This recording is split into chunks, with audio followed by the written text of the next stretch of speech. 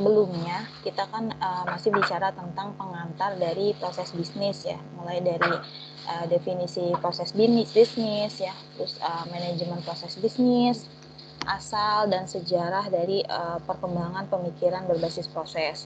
Maka pada bagian ini kita akan sudah mulai memasuki salah satu tahapan di dalam siklus hidup manajemen proses bisnis, yaitu tahapan yang pertama terkait dengan identifikasi proses. Nah, jadi tujuan pembelajarannya yaitu mampu menjelaskan definisi siklus hidup BPM, kemudian mampu menjelaskan tahapan-tahapan dalam siklus hidup BPM, bisnis proses manajemen ya, kemudian mampu menguraikan tahapan identifikasi proses atau proses identification dan tekniknya. Nah, ini kita sedikit ulas ya apa yang kita pelajari di chapter pertama sebelumnya. Jadi proses itu adalah kumpulan peristiwa, aktivitas, dan keputusan yang secara kolektif mengarah pada hasil yang membawa nilai bagi pelanggan organisasi. Dan setiap organisasi atau setiap perusahaan ya pasti memiliki proses. Dan mengelola proses artinya kita memastikan bahwa mereka menghasilkan nilai. Nah, BPM atau Business Process Management di sini adalah kumpulan prinsip, metode, dan alat untuk merancang, menganalisis, melaksanakan, dan memantau proses bisnis. Dan juga bisnis proses manajemen dia itu menyediakan landasan ya untuk menjembatani teknologi informasi dan bisnis. Model, proses, dan ukuran kinerja adalah pilar untuk mengelola proses. Oke, berbagai disiplin ilmu terkait ya melengkapi bisnis proses manajemen seperti Lean, ya, Six Sigma, dan Total Quality Management yang sudah kita bahas di pertemuan sebelumnya. Nah, jadi ini chapter 2 overview. Kita akan membahas mengenai identifikasi proses ya. Oke, Mas Rizal silahkan. Ya. Nah, ini kita memasuki bab 2 terkait dengan identifikasi proses pada buku Fundamentals of Business Process Management. Jadi terdapat beberapa bagian yang akan kita pelajari, yaitu kita akan mempelajari konteks identifikasi proses terlebih dahulu, lalu kita akan membahas tentang arsitektur proses, dan akhirnya kita akan melihat ya bagaimana memilih proses untuk inisiatif perbaikan kinerja. Nah, yang pertama kita masuk ke konteks identifikasi proses ya.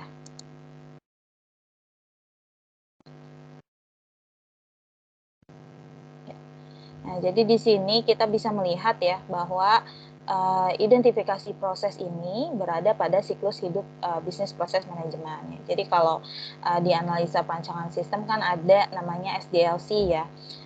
Itu siklus hidup dalam pengembangan sistem. Nah, sedangkan di proses bisnis kita kenal bisnis proses manajemen dan ini siklus hidupnya.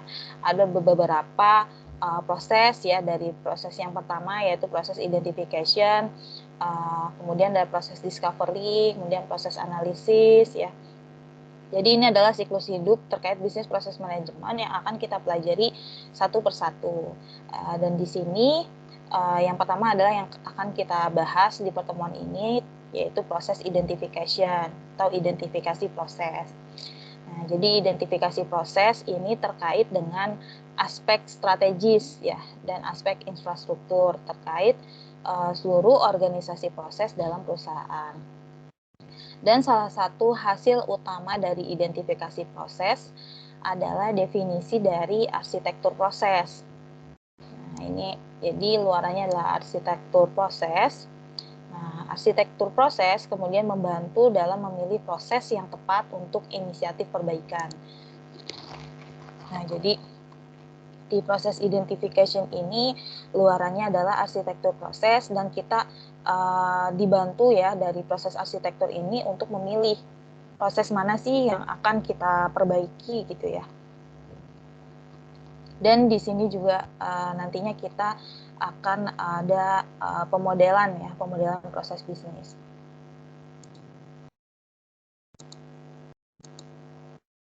Nah, ini ya, Jadi identifikasi proses, proses pemodelan ya, kemudian proses analisis, kemudian proses perancangan ulang, proses implementasi, kemudian proses pemantauan, dan ini menjadi sebuah siklus ya yang disebut bisnis proses manajemen.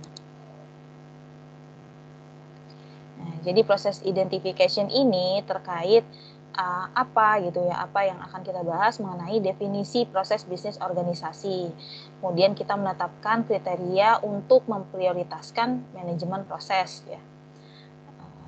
Dan bagaimana ya kita memahami juga dari organisasinya, kita memaksimalkan nilai inisiatif dari bisnis proses manajemen, dan outputnya adalah proses arsitektur ya. Jadi kita menangkap proses bisnis dan ruang lingkup mereka. Jadi kita bahas terkait definisi bisnis strategi ya, atau strategi bisnis. Jadi sebelum kita berbicara tentang identifikasi proses ya, kita perlu memahami dulu bahwa sumber daya organisasi itu terbatas ya. Sementara bisnis proses manajemen itu tidak gratis ya, artinya pasti membutuhkan biaya ya. Nah, oleh karena itu organisasi harus memperhatikan ya, memberi perhatian pada proses yang relevan dan beberapa proses yang perlu menjadi prioritas. Nah, identifikasi proses ini sangat erat kaitannya dengan strategi bisnis ya. Jadi kita harus pahami dulu apa itu strategi bisnis. Nah, ini menurut Mintzberg ya. Jadi dalam hal ini memberikan definisi strategi bisnis sebagai berikut ya. Jadi bisnis strategi ya, ini adalah sebuah perspektif organisasi dalam menentukan dan memenuhi tujuan ya. Jadi strategi bisnis ya adalah sebuah perspektif organisasi dalam menentukan dan memenuhi goals-nya atau tujuannya. Nah, tujuan bisnis ini memberikan arahan menyeluruh ya terhadap inisiatif bisnis proses manajemen di sebuah perusahaan. Dan identifikasi proses membantu mengoperasionalisasikan dari strategi bisnis ini. Nah, jadi untuk lebih jelasnya ya dalam memahami strategi bisnis ya, ada balance scorecard ya. Model balance scorecard ini diusulkan oleh Kaplan dan Norton. Nah, jadi balance scorecard ini adalah alat ya, sebuah alat yang membantu mengoperasionalisasikan strategi ya. Nah, jadi model ini membedakan 4 perspektif yang berbeda-beda ya.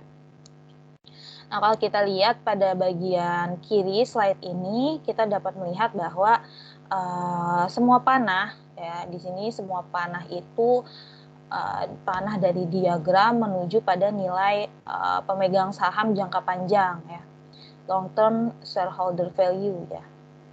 Nah, jadi nilai ini bagi sebagian besar perusahaan adalah salah satu tujuan finansial utama ya. Ini kan dari sisi financial perspektif ya. Nah, ini terdapat beberapa tujuan ya yang berkontribusi pada tujuan dari sisi finansial ya, seperti memperbaiki struktur biaya ya, kemudian meningkatkan utilisasi aset ya, kemudian memperluas kesempatan pemasukan dan meningkatkan nilai pelanggan ya. Dan untuk mencapai tujuan dari perspektif finansial ini ya, beberapa hal perlu diperhatikan dari perspektif pelanggan. Nah, jadi ini saling berhubung ya. Jadi di sini merupakan pilar kedua, yaitu customer perspective atau perspektif pelanggan. Nah, pada perspektif ini perusahaan perlu melihat atribut produk dan layanan ya. Jadi dari sisi customer ya, perusahaan harus melihat dari sisi atribut produk dan layanan seperti harga ya, price, kemudian kualitas, ketersediaan, pilihan, dan fungsionalitas ya. Dan juga perlu melihat dan dipertimbangkan dari sisi hubungan dengan mitra ya dalam melayani ya. Jadi pentingnya image ya, dan juga ada pentingnya image dari brand atau merek ya. Halo Bu, mohon maaf saya baru join Bu. Oke ya Mas Syafri. Ya, jadi ini ya di Teman saya perspektif. sahabatnya meninggal Bu, ayahnya gitu. Oh ya, innalillahi. Jadi Habis saya ngelawat ya. habis ke situ Bu. Tadi nggak sempet mau nganter ke ini, nggak sempet, ada kuliah nanti aja. Oh iya, ya. Oke, Mas Syafri turut berduka ya temannya. Oke, ya kita lanjutkan ya. Jadi tadi kita sudah membahas dari pilar pertama, pilar kedua ya. Kemudian ke pilar ketiga, jadi ini saling terhubung ya. Nah, agar berhasil di perspektif pelanggan, nah pilar ketiga ini mengacu pada perspektif internal ya. Jadi di sini kita bisa melihat bagaimana proses terkait dengan strategi ya. Nah, ini perspektif internal ini sangat berorientasi kepada proses ya. Jadi proses operasional sangat penting ya untuk berkontribusi pada kepuasan pelanggan ya. Demikian pula proses manajemen pelanggan dan proses inovasi ya. Dan proses inovasi serta proses terkait aturan dan sosial.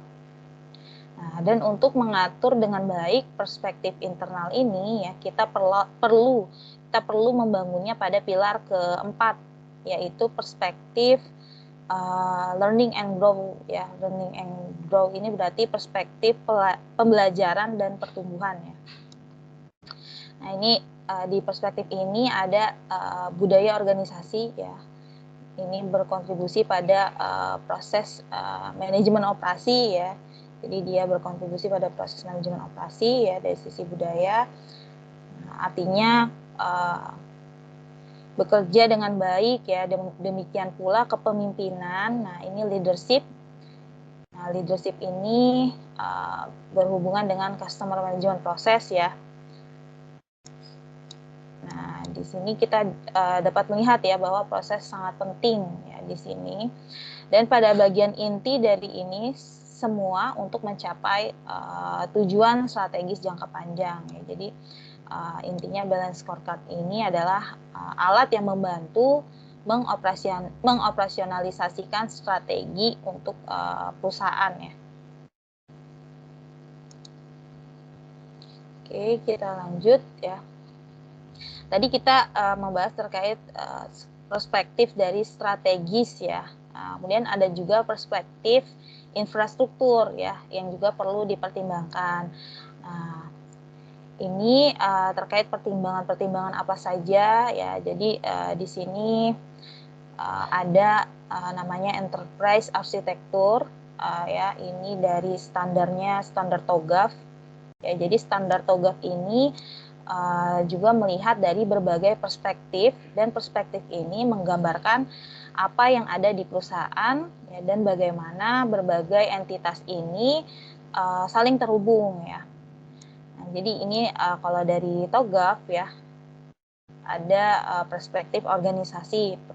Perspektif organisasi ini terkait dengan aktor, kemudian dari roles-nya, perannya, dan struktur organisasi.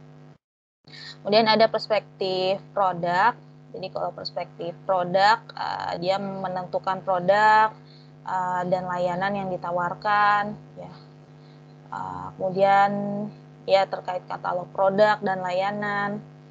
Kemudian ada perspektif dari proses bisnis ya, yang dijelaskan menggunakan arsitektur proses.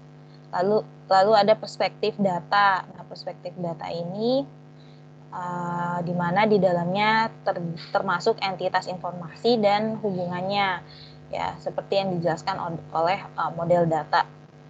Nah, kemudian perspektif aplikasi ya, ini fokus pada berbagai software atau perangkat lunak dengan dependensinya ya. Kemudian dari infrastruktur teknis ya. Jadi ini seringkali dengan penekanan pada perangkat keras komputer ya dan jaringan komunikasi.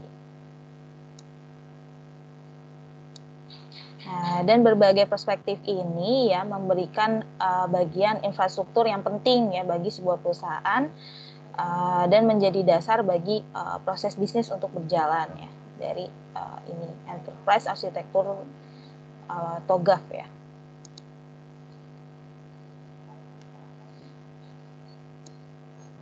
Nah ini jadi peran dari enterprise arsitektur ya, ini proses bisnis itu memainkan peran sentral ya untuk mengintegrasikan berbagai perspektif perusahaan. Nah, pentingnya proses bisnis ini ditekankan oleh kerangka kerja Aris Chir ya. Nah, Aris Chir ini menempatkan proses itu di pusat ya. Nah, jadi jika didokumentasikan ya secara sistematis, ya seorang manajer dapat menggunakan dokumentasi arsitektur perusahaan ya untuk menjawab pertanyaan-pertanyaan, misalnya ke proses mana sih berhentinya suatu sistem atau layanan online, ya. Kemudian sistem dan teknologi informasi mana sih yang mendukung kegiatan dalam proses. Nah ini kita dapat melihat ya kalau dari arsitektur ini. Nah, jadi mengapa kita perlu mengelola arsitektur proses ya, dan kenapa kita penting melakukan identifikasi proses ya. Jadi salah satu jawabannya adalah relevansi strategis ya dari berbagai proses dalam sebuah perusahaan itu dapat berubah dari waktu ke waktu.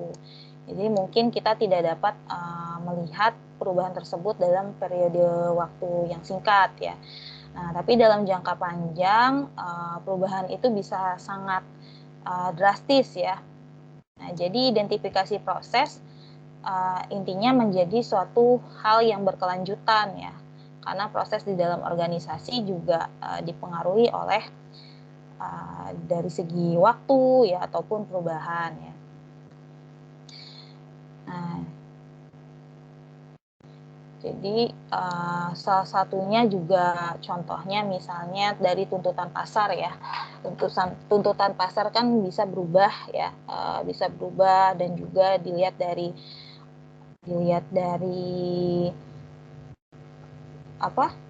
perubahan atau perkembangan teknologi ya. Nah, misalnya contoh kedatangan dari pesaing baru ya, pesaing baru misalnya di perusahaan asuransi yang dia itu menawarkan asuransinya berbasis web ya. Nah, dia dapat mendorong, artinya perusahaan yang sebelumnya itu sudah mapan, yang dia belum menggunakan sistem berbasis web, tetapi karena pesaingnya menggunakan sistem berbasis web, nah artinya dia akhirnya mendesain ulang proses penjualan asuransinya ya untuk membuat sistemnya lebih cepat atau dapat diakses melalui web ya. Itu contoh aja ya. Jadi artinya kenapa pentingnya kita mengidentifikasi proses ya, karena suatu perusahaan atau organisasi harus fokus pada proses-proses yang menciptakan nilai relevansi strategis ya. Nah, jadi itu ya kenapa kita perlu identifikasi proses. Nah, contohnya ya sebuah perusahaan yang menggambarkan ini ya adalah sebuah perusahaan yang disebut Mannesmann. Ya, jadi ada perusahaan namanya Mannesmann. Mannesmann ini adalah sebuah perusahaan yang didirikan di abad ke-19 ya, dan berfokus awalnya itu pada pipa baja ya. Jadi dia menjual pipa baja. Nah, kemudian pada abad ke-20 Mannesmann ini berubah fokusnya menjadi pembuatan mobil seperti truk yang kita lihat ini ya. Truk yang di tengah ini ya. Kemudian di akhir periode 90-an bisnis Mannesmann berubah lagi ya. Nah, ketika Mannesmann ini menjadi perusahaan pertama yang menawarkan layanan telekomunikasi di pasar Jerman. Nah, jadi ketika kita bandingkan berbagai proses terkait dengan produk dan layanan, nah, kita dapat melihat bahwa perusahaan ini sangat berbeda jauh ya. Artinya arsitektur prosesnya dari perusahaan ini juga sudah berubah secara drastis ya dari waktu ke waktu ya. Jadi karena alasan ini ya, jadi arsitektur proses itu harus terus-menerus ditinjau ya. Nah, untuk memastikan bahwa arsitektur proses ini masih dapat mendukung dari strategis organisasi ya. Nah, tadi kita sudah bahas mengenai konteks dari proses identification ya. Dan kita masuk ke definisi dari proses arsitektur ya dengan beberapa sub bahannya. Ada proses kategori, hubungan antara proses ya, dan selanjutnya. Kita bahas satu persatu. Nah, ini jadi sebelum kita melihat berbagai elemen dari arsitektur proses, di mana arsitektur proses adalah suatu output dari proses identifikasi, nah kita perlu melihat model yang paling abstraknya dulu, yang disebut dengan model lanskap proses atau proses lanskap model. Nah, di sini kita melihat model lanskap proses dari sebuah perusahaan yang spesifik ya. Nah, jadi kita bisa melihat bahwa model lanskap proses ini membedakan berbagai kategori proses menjadi manajemen proses, kemudian core proses atau proses inti, kemudian support proses atau proses pendukung ya.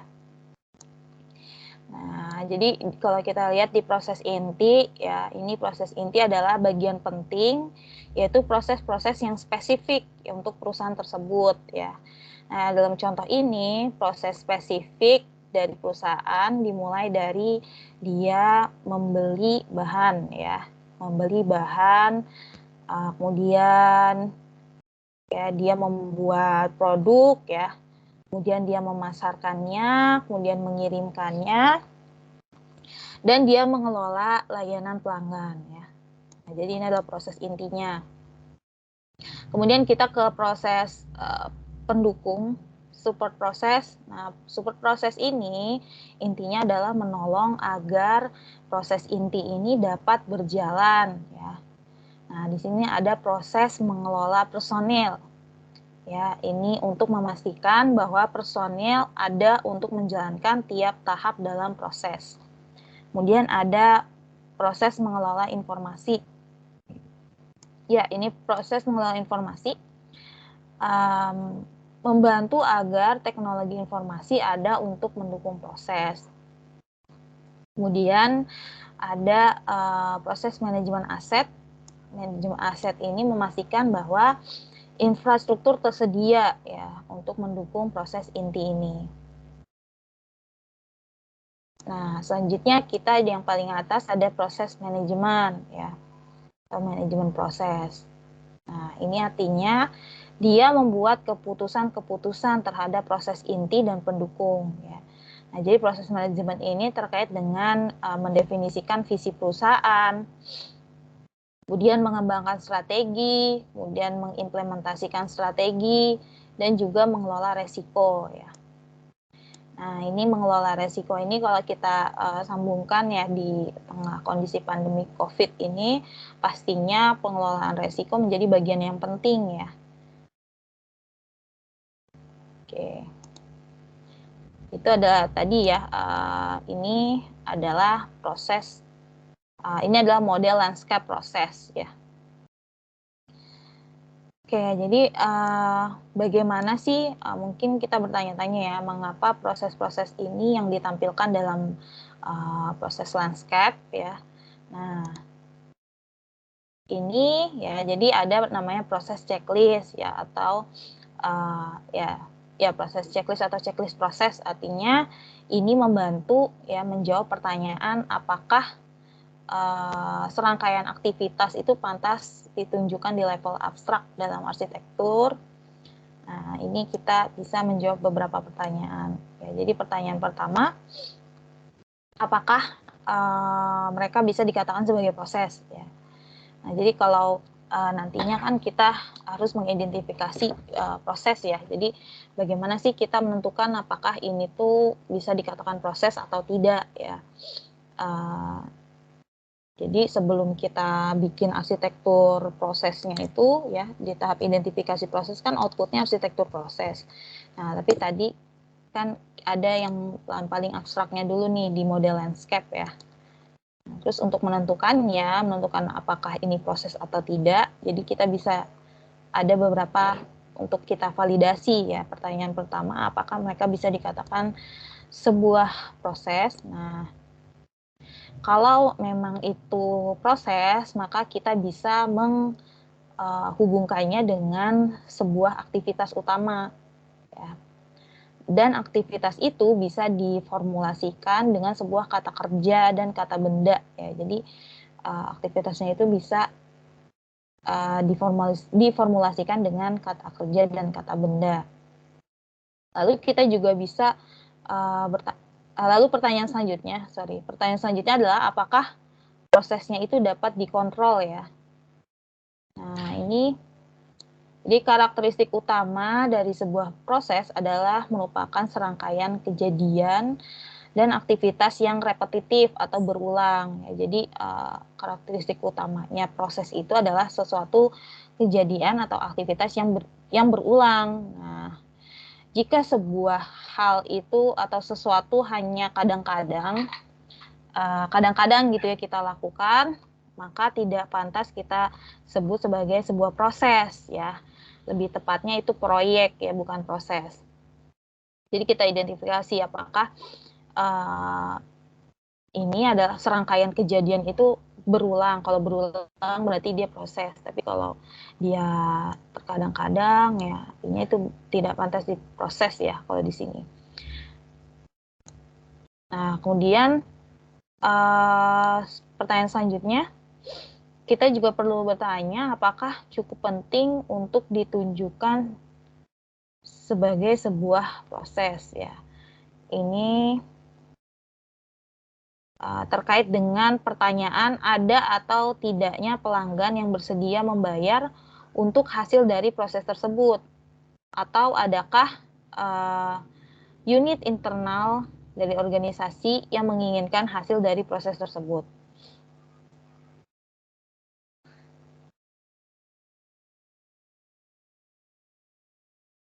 Nah, jadi itu ya pertanyaan selanjutnya. Oke, nah ini juga apakah proses itu terlalu kecil atau terlalu besar ya. Nah, jadi di sini sangat tepat katanya untuk mengidentifikasikan proses memiliki hubungan 1:1 ya dengan hasil yang diinginkan. Nah, contohnya jika kita menangani permintaan pinjaman ya. Jadi seorang pelanggan meminta pinjaman lalu diproses dan diputuskan.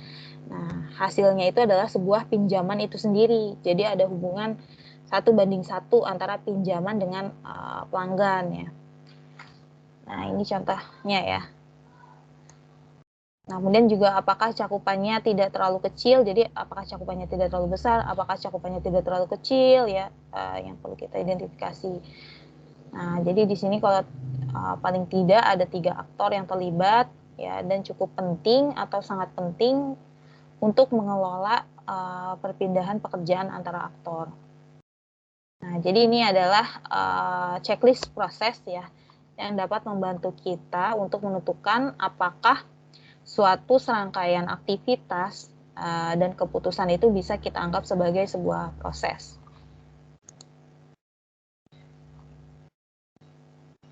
Nah, kemudian ini ya, jadi bagaimana sih kita dapat menggambarkan secara konseptual proses ini di level yang abstrak ya. Nah, ini terdapat 3 mekanisme atau cara untuk menggambarkannya. Ya, pertama adalah hubungan sequence ya atau berurut. Nah, ini dimana kita menggambarkan aktivitas dalam urutannya. Jadi satu aktivitas selesai akan diikuti oleh aktivitas selanjutnya. Nah, kemudian kita juga bisa menggambarkan proses dengan cara dekomposisi. Ya, yang berarti kita mencari sebuah aktivitas yang paling besar, lalu kita detailkan menjadi bagian-bagian yang lebih kecil atau detail ya. Nah, kemudian kita juga bisa mengidentifikasi dengan cara spesialisasi ya. Nah, artinya mungkin aktivitas ini ya di mana ada suatu aktivitas dengan banyak cara melakukannya ya. Kalau kita lihat di sini contohnya aktivitas menangani lamaran pekerjaan ya, ini handle job application karena adanya beberapa perbedaan penanganan ya dengan yang ada di Austria dan Jerman ya mungkin, jadi ini berbeda ya. Nah ini mungkin di sini ada yang mau ditanyakan dulu, saya sambil minum dulu.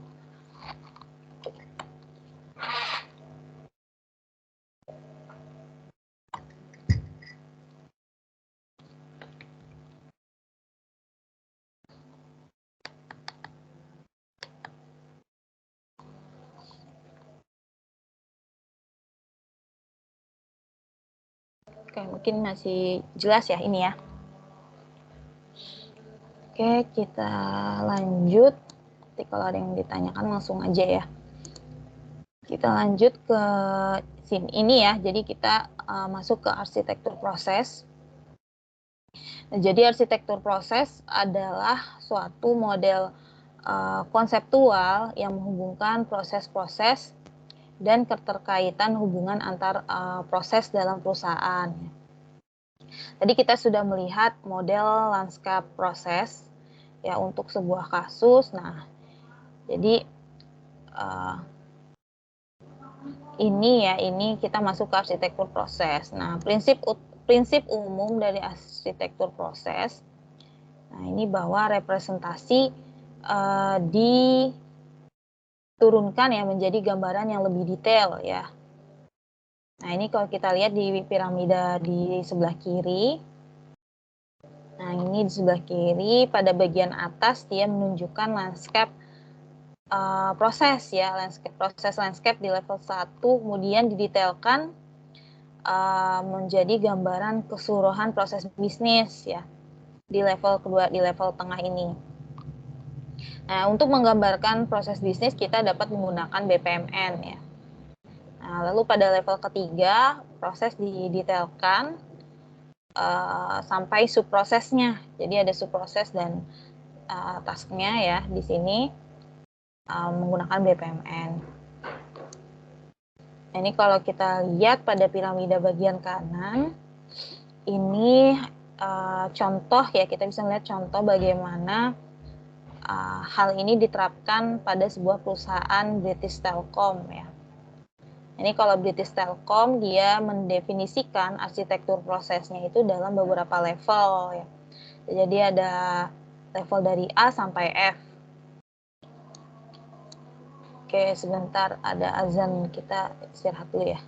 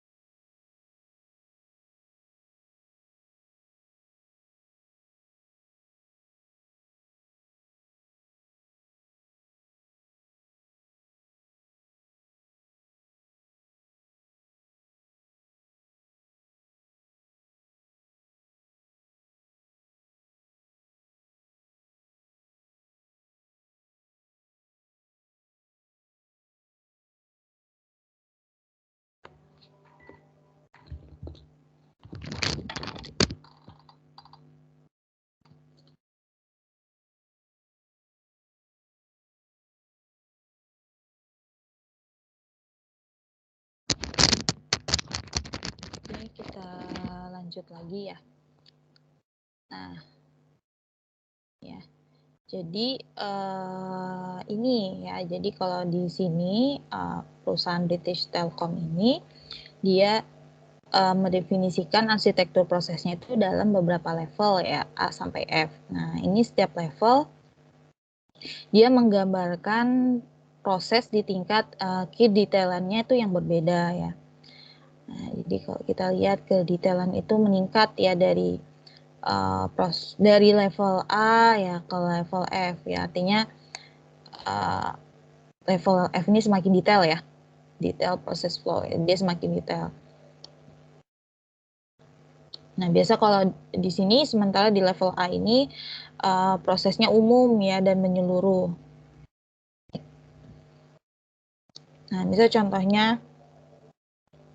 kalau di satu level ke level berikutnya, misalnya di level A jumlah elemennya 10, nah artinya di level selanjutnya dia lebih detail ya, bisa 20 ya, makin meningkat ya artinya. Nah, jadi prakteknya ya sebuah perusahaan itu bisa dia tuh menggambarkan lebih dari bisa sampai ribuan proses ya dalam sebuah arsitektur proses untuk perusahaan yang memang tergolong besar ya. Nah, lalu bagaimana kita dapat mendefinisikan sebuah arsitektur proses yang sangat kompleks tersebut ya. Nah, jadi kalau sebenarnya kita bisa saja ya mulai dari nol ya untuk menggambarkan ini ya, mendefinisikan sebuah arsitektur proses. Nah, namun sebenarnya kita juga bisa menggunakan rekomendasi atau best practice yang sudah ada ya untuk membuatnya.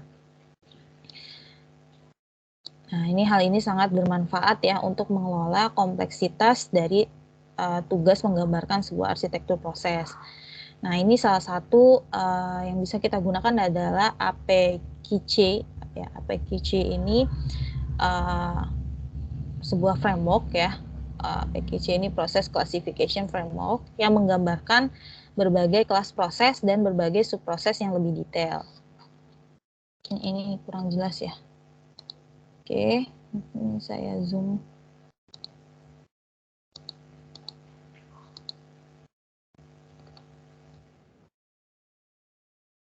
Nah, ini ya, jadi mudah-mudahan lebih jelas.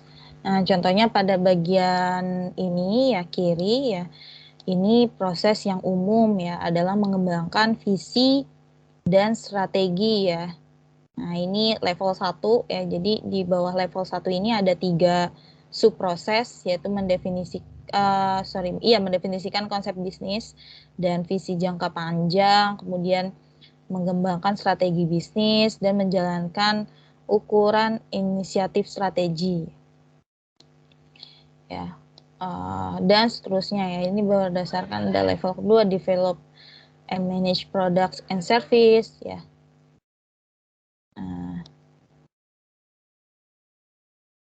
Ya, jadi semua proses ini dapat dianggap sebagai sebuah proses manajemen dan inti dalam perusahaan secara umum ya. Nah, ini selain itu juga ada proses pendukung ya, mulai dari nomor 7 di sini. Nah, jadi ini mengembangkan dan mengelola sumber daya manusia ya, mengelola teknologi informasi ya, yang masuk ke proses pendukung ya, yang tadi di level landscape proses itu kan ada ya. Nah, jadi ini adalah proses-proses yang lebih umum ya, yang tidak terlalu berbeda untuk banyak perusahaan ya. Jadi banyak perusahaan tuh yang tidak bisa atau tidak ingin memulai dari nol ya, dia bisa mengacu kepada framework ini ya, APQC ini. Ya, jadi kita bisa lebih mudah dalam memulai mendefinisikan proses bisnis ya. Walaupun sebenarnya hampir semua perusahaan itu kan pasti memiliki sebuah proses yang lebih spesifik ya, atau unik yang membedakan perusahaan satu dengan perusahaan yang lainnya ya.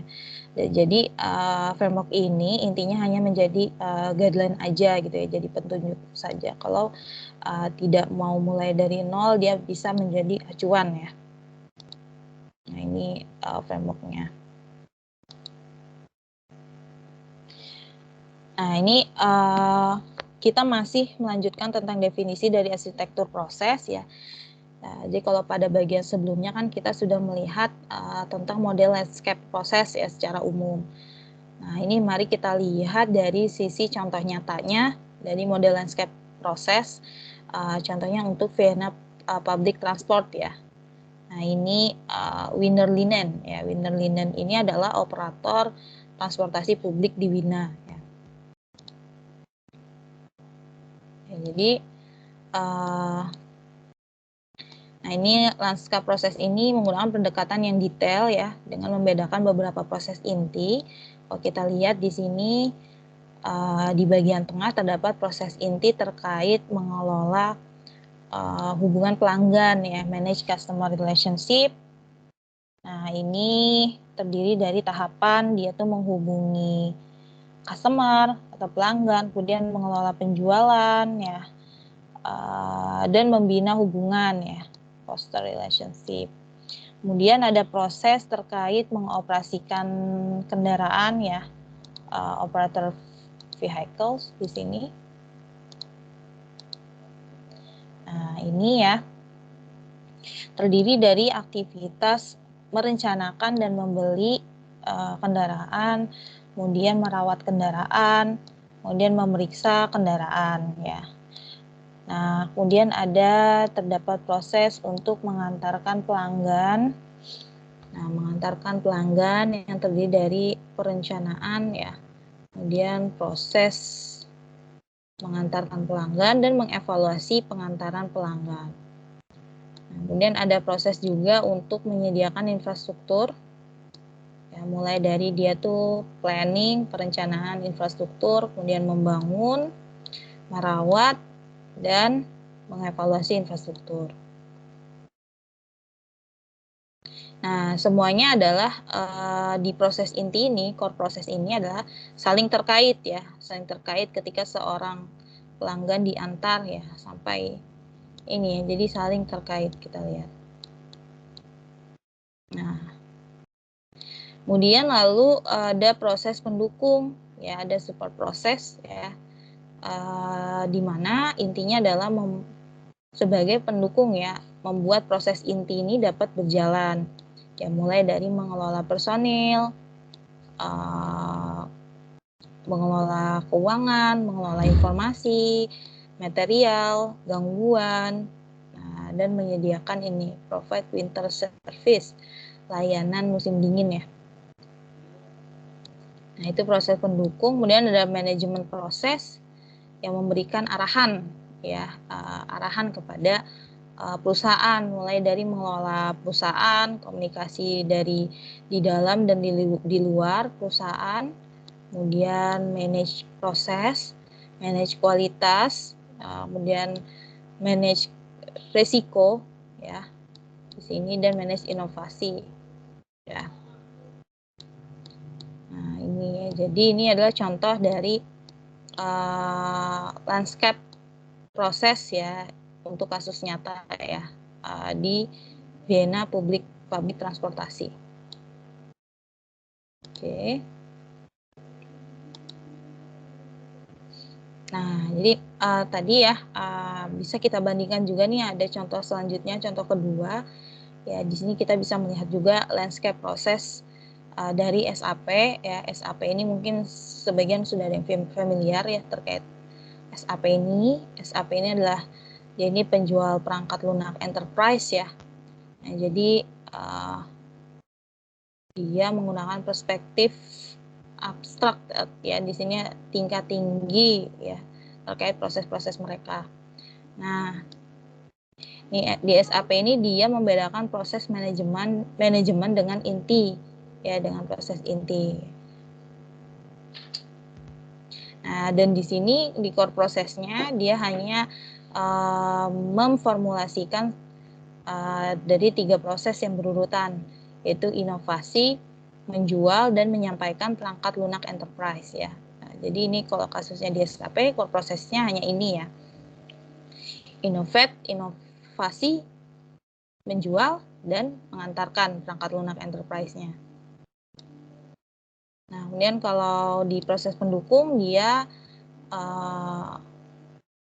yaitu attract ya, menarik, mengembangkan, dan mempertahankan tenaga kerja ya.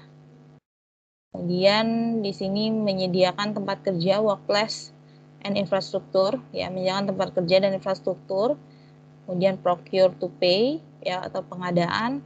Kemudian corporate finance ya, keuangan korporasi dan kepatuhan operasional. Kemudian ada shareholder ya, shareholder and stakeholder management. Berarti shareholder itu manajemen pemegang saham ya. Ini pemegang saham ya, berarti pemegang saham dan pemangku kepentingan ya, manajemen pemegang saham dan pemangku kepentingan. Kemudian di sini di landscape proses dari SAP, dia di manajemen prosesnya itu dia mendefinisikan, mengoperasionalisasikan dan melacak strategi, kemudian penjualan ya, penjualan franchise ya, dan manajemen mitra. Ya, ini contoh dari landscape proses dari perusahaan SAP ya. Oke.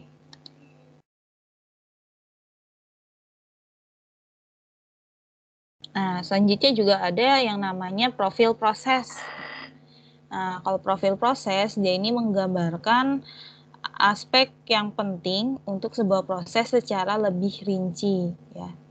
Nah, namun masih di tingkat yang umum ya, yang cukup umum. Ini contohnya ada proses procure to pay dari perusahaan Build It ya. Nah, ini profil prosesnya itu menggambarkan proses procure to pay. Nah, dia ini kalau kita lihat ya beberapa ini ya, kalau di profil proses dari procure to pay, visinya di sini yaitu memastikan ya memastikan seluruh produk dan jasa eksternal ya dapat tersedia tepat waktu ya, dengan kualitas yang sesuai. Kemudian proses owner-nya ini CFO ya, Chief Financial Officer, dan customer of process-nya. Nah, ini ya, kemudian trigger-nya di sini ya, proses dipicu ketika kebutuhan diidentifikasi, dan aktivitas pertamanya submit request, last activity-nya create purchase order. Nah, dan selanjutnya ya, jadi ini yang dinamakan profil proses ya, yang lebih rinci artinya ya, dia ini lebih rinci untuk sebuah proses ya, namun masih di tingkatan umum ya. Nah, lalu bagaimana sih kita mendefinisikan model landscape proses dengan detail? Ya, how to define proses landscape model. Yang langkah pertama adalah kita perlu mengklarifikasi terminologi atau istilah. Ya. Nah, jadi ini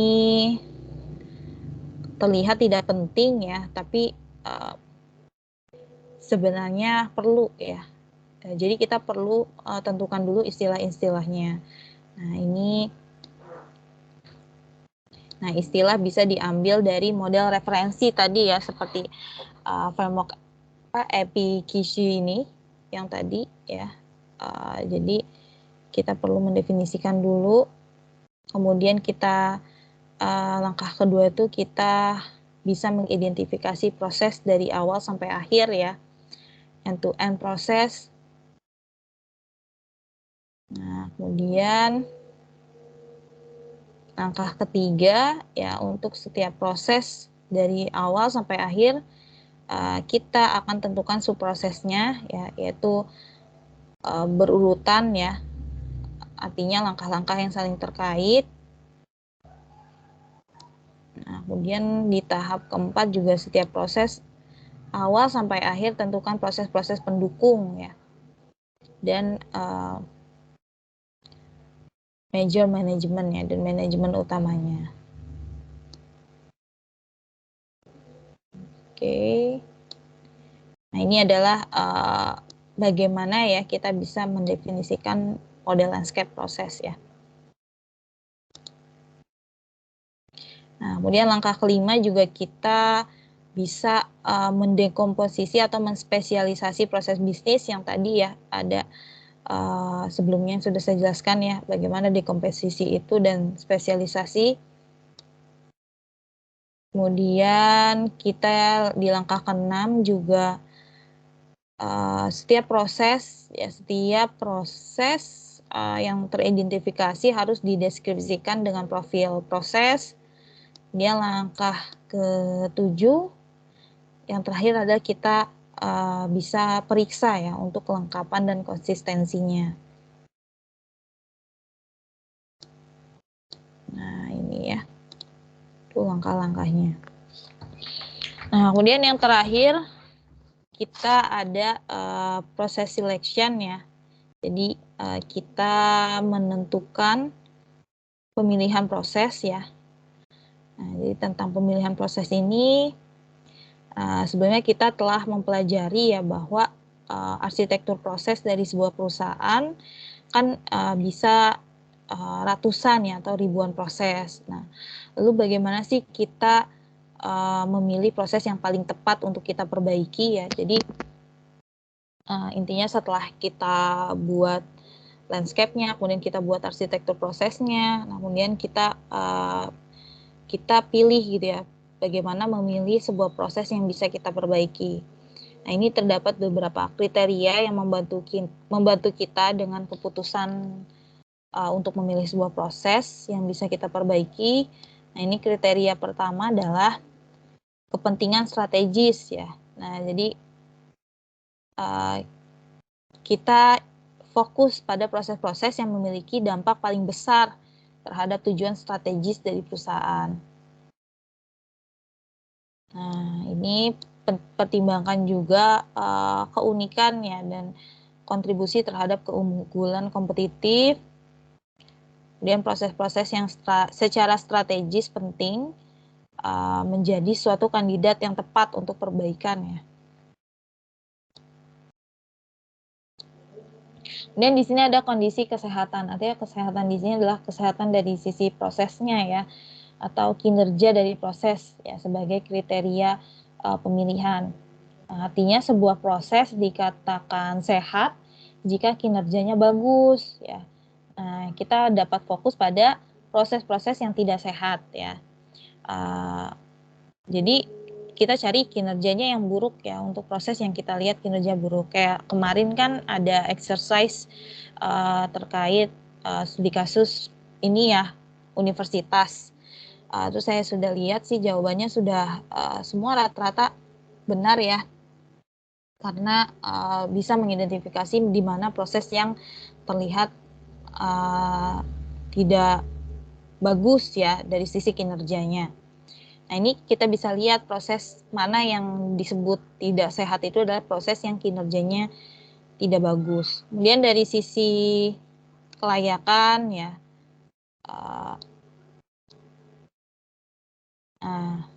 ini masih lanjut di kesehatan. Jadi tadi yang kinerjanya tidak bagus, tapi juga bisa kita lihat dari sisi dia itu tidak efisien ya. Saya keinget tadi, jadi kalau studi kasusnya universitas sebelumnya kan ada yang tidak efisien ya, artinya tidak terorganisir dengan baik. Nah, itu juga bisa jadi salah satu pertimbangan kita memilih proses tersebut untuk kita perbaiki ya. Nah,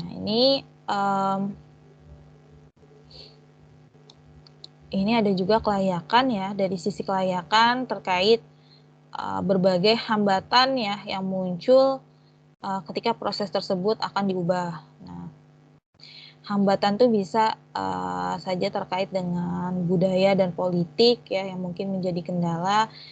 Bisa saja staf bisa menolak perubahan ya. Nah, jadi oleh karena itu lebih baik untuk fokus pada proses-proses yang di mana perbaikan memang layak atau dimungkinkan ya. Ini jadi kriteria dalam memilih proses. Nah, ini lanjutannya, jadi ada proses performance measures ya. Jadi ini adalah sebuah proses itu dianggap dalam kondisi yang sehat terkait dengan kinerjanya. Nah, jadi ada ukurannya ya. Terdapat berbagai ukuran. Sebenarnya banyak ukuran kinerja suatu proses, tapi dalam mata kuliah ini kita fokus pada ukuran dari segi waktu, biaya, kualitas, dan fleksibilitas ya. Jadi ukuran ini adalah umum ya dan relevan untuk proses. Nah, jadi ini ya.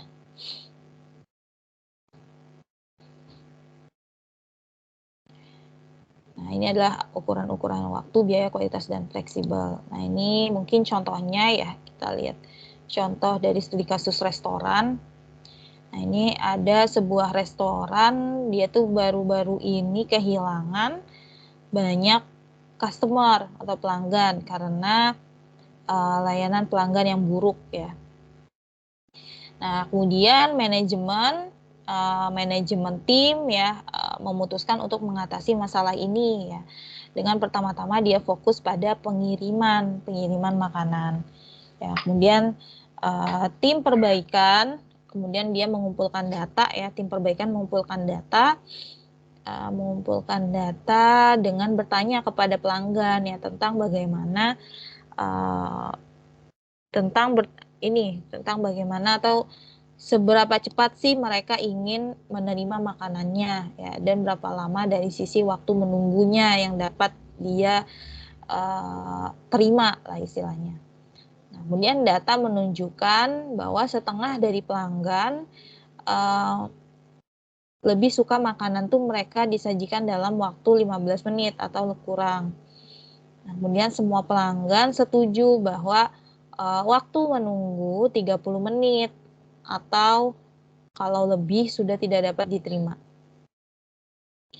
Nah, jadi kalau dalam kasus ini ya, intinya dari sisi dimensi kinerja yang paling relevan adalah dari sisi waktu pelayanan ya. Nah, jadi salah satu tujuannya adalah untuk menghindari waktu tunggu di atas 30 menit ya ini ya. Nah, jadi dari sisi waktu ya, kemudian itu ya, dari sisi waktu penyajian juga ya, tadi waktu penyajian makanan ya adalah 15 menit atau kurang dari itu ya.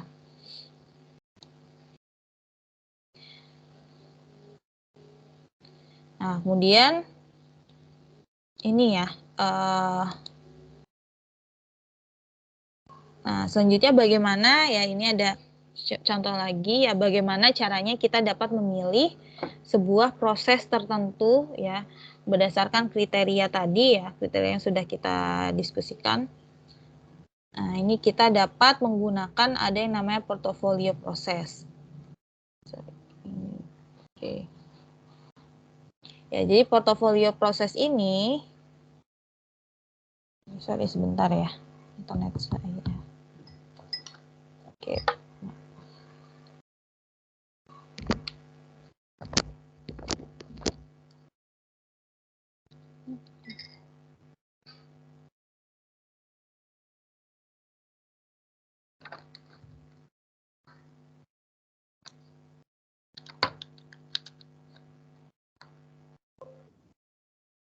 Sorry.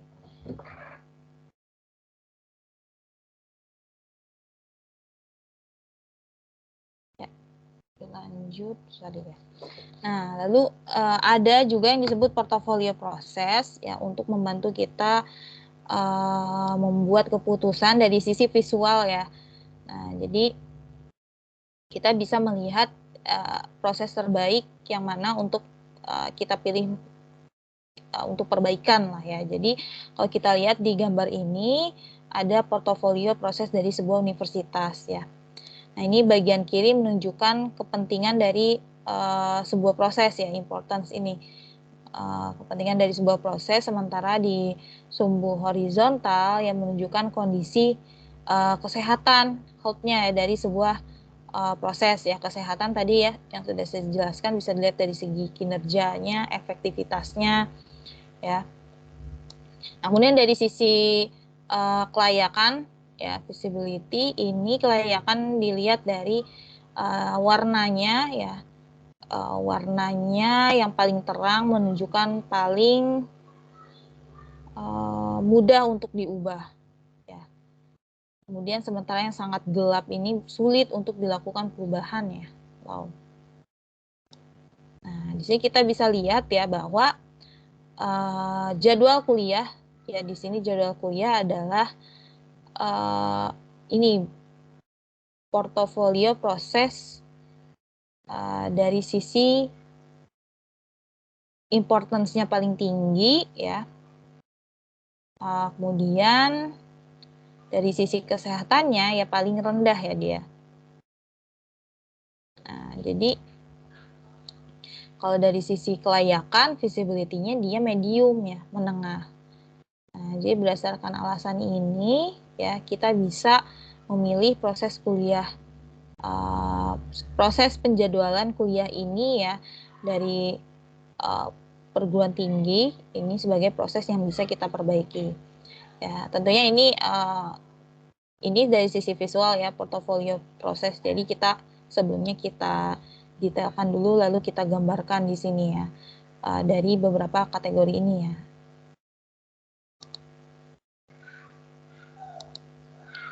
Oke, jadi kesimpulannya pada bab 2 ini ya kita sudah mengidentifikasi proses ya, kita sudah melihat bahwa arsitektur proses yang digunakan untuk menentukan proses-proses utama dalam organisasi ya. Arsitektur proses juga digunakan untuk menentukan hubungan antar proses ya. Kemudian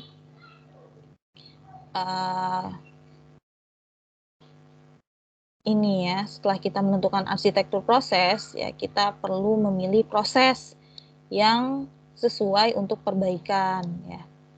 Dan seleksi proses itu ya, bagaimana kita menseleksi proses yang kita perbaiki, kita bisa prioritaskan proses berdasarkan tingkat kepentingannya, importance-nya tadi ya, tingkat kepentingannya, importance-nya, kemudian tingkat kesehatannya, kesehatan itu dari sisi kinerjanya dan efektifnya, kemudian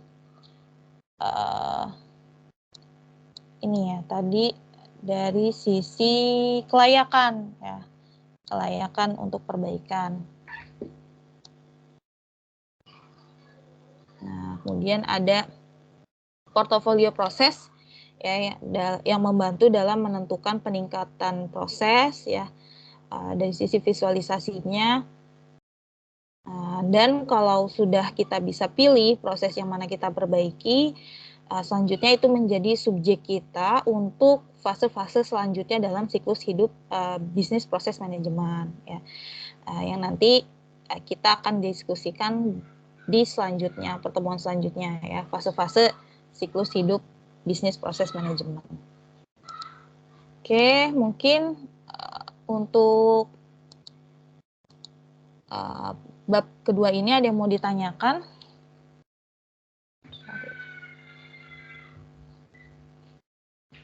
Atau ada yang belum paham, lumayan rumit ya masuk ke proses identifikasi.